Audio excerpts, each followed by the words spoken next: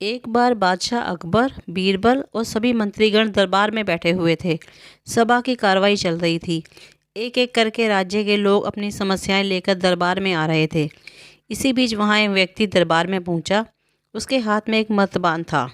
सभी उस मर्तबान की ओर देख रहे थे।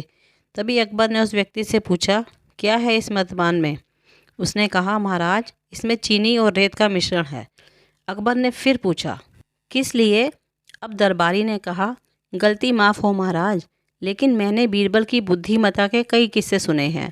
मैं उनकी परीक्षा लेना चाहता हूँ।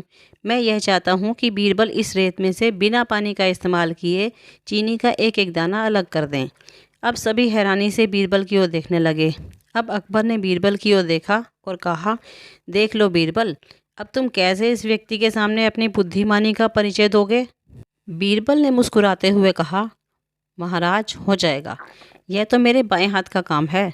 अब सभी लोग हैरान थे कि बीरबल ऐसा क्या करेंगे कि रेत से चीनी अलग अलग हो जाएगी।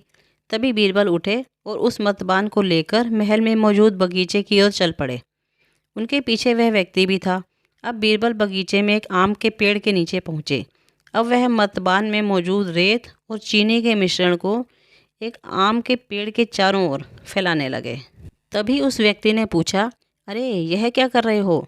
इस पर बीरबल ने कहा, यह आपको कल पता चलेगा।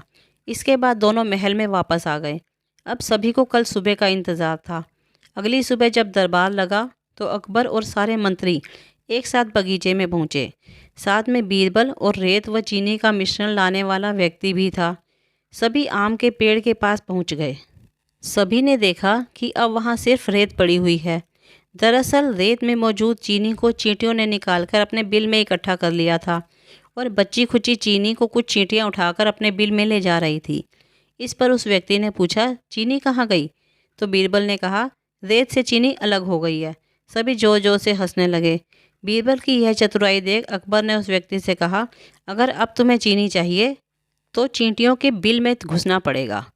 इस पर सभी ने फिर से ठहाका लगाया और बीरबल की तारीफ करने लगे। कहानी से सीख, किसी को नीचा दिखाने का प्रयास आपके लिए हानिकारक हो सकता है।